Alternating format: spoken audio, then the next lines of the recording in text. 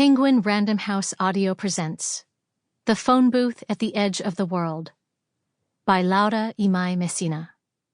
Translated from Italian by Lucy Rand.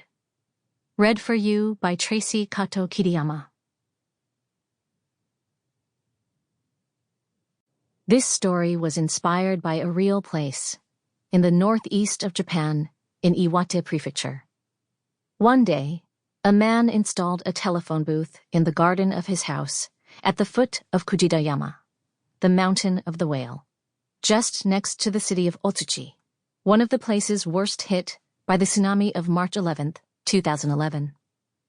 Inside, there's an old black telephone, disconnected, that carries voices into the wind. Thousands of people make the pilgrimage there every year. It is a passing of forms from one life to another, a concert in which only the orchestra changes. But the music remains. It's there. Mariangela Galtieri. Awake, O north wind, and come thou south. Blow upon my garden, that the spices thereof may flow out. Let my beloved come into his garden and eat his pleasant fruits. Come with me from Lebanon, my bride. Song of Songs 4, 16:8. So speak not too lovingly. Kojiki. Prologue. In the vast, steep garden of Belgardia, great gusts of wind lashed the plants. The woman instinctively raised an elbow to her face, rounding her back. Then, almost immediately, she straightened up again. She had arrived before dawn, and watched as the light came up, but the sun remained hidden. She had unloaded the big sacks from the car. 175 feet of maximum thickness plastic rolled up in a tube, cylinders of electrical tape, 10 boxes of ring-shank nails to attach to the ground, and a hammer with a lady's handle. At Conan, the enormous hardware store, a shop assistant had asked if she would mind showing him her hands. He just wanted to measure her grip, he said, but she had found herself frozen, unable to respond. She hurried toward the phone booth now. It looked fragile, as if it were made of candy canes and crumbling meringue. The wind was raging already. She didn't have much time. They worked non-stop on the hill above Otsuchi for 2 hours. She, wrapping the phone booth, the bench, the entrance sign, and the little archway at the beginning of the path in tarpaulin, and the wind, which didn't let up for a moment. Every so often, she would hug herself involuntarily, the way she had done for years whenever she felt her emotions rising up. But then she would get back on her feet, lengthen her spine, and face the bank of clouds that now enshrouded the entire hill. Only once she had finished, once she could taste the sea in her mouth, as if the world had been turned on its head, did she stop. Exhausted, she sat down on the bench, which she'd wrapped up like a silkworm in its cocoon, feeling the weight of her boots, their soles packed with earth. If the world were to fall now, she told herself, she would fall with it. But if there was even the slightest chance of it staying upright, she would use every last ounce of energy she had to make that happen. The city below was still asleep.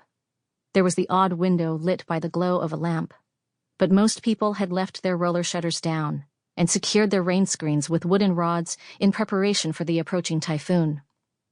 Some had leaned sandbags against doors to prevent them from being ripped off their hinges by the fury of the wind and to stop the rain from flooding the rooms inside. Yet Yui seemed oblivious to the rain and the dense blackness of the sky. She observed her work. The plastic and tape dressings she had used to protect the phone booth, the wooden bench, the pathway of slabs in single file, the archway, and the signpost that read, "The Wind Phone." Everything was caked in mud and thoroughly waterlogged. If the typhoon threatened any sort of damage, she would be there, ready to hold it all in place. Yui was untouched by the most basic truth. that fragility does not reside in things so much as in flesh. An object can be repaired or replaced, but the body cannot. Perhaps it is stronger than the soul, which once broken can remain so forever. But it is weaker than wood, lead, or iron. Her refusal to acknowledge this meant that she didn't, for a single moment, perceive the danger she was in. "It's September already," she sighed, contemplating the darkness of the sky that was approaching from the east. Nagatsuki, the month of long nights, as it used to be called. Yet she had repeated that same phrase every month. "It's October already, November, December. It's April already," she had said. And then it was May, and so on. In the never-ending list of days that began on March 11th, 2011. Every week had been a struggle. Every month simply hours stacked up in the attic, for a future that might never arrive. Yui had long dark hair that was blonde at the tips, as if it were growing from the bottom up. She had stopped dyeing it when her mother and daughter were swallowed by the sea. Instead, she got it cut a little shorter each time until eventually it looked like this, a fallen halo. The color of her hair, the contrast between the yellow and its natural black, had ended up being a sort of log of her grief, like an advent calendar.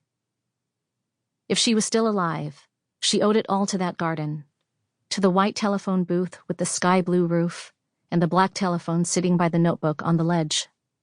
Her fingers would dial a number at random. Her hand would lift the receiver to her ear, and her words would tumble into it. Sometimes she cried. Sometimes she laughed. Because life could still be funny, even after a tragedy. Now the typhoon was almost upon her, and Yui finally noticed it. Strong winds were common in that area, especially in the summer. They tore up the landscape, overturned roofs, and scattered tiles across the earth like seeds. And every time it happened, Suzuki-san, the custodian of Belgardia, would protect the garden with tender loving care. This time, however, the typhoon was supposed to be unusually destructive, and Suzuki-san wouldn't be there.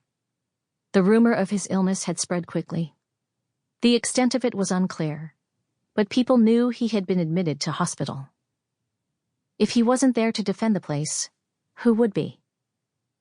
In Yui's mind, the typhoon was a boy with a nasty glint in his eye, plotting to pour a bucket of water over another child's carefully constructed sandcastle, a child who was less experienced, more naive.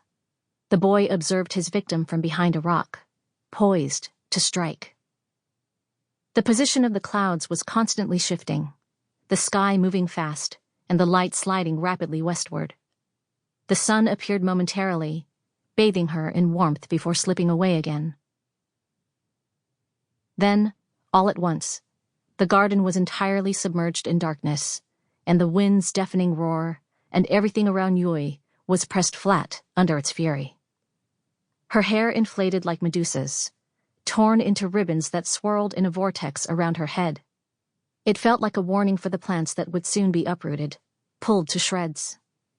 The scarlet higanbana, the flower of nirvana, the flower of the dead, the hydrangea that had bloomed and gone to seed again, the white inflorescence of the fusen kazura, with its green fruits that children loved to ring like bells. Although it had become difficult to stand up, Yui had to check one last time that everything was well protected. Dragging herself along the ground and leaning into the bank of air in turns, she somehow made it to the end of the path.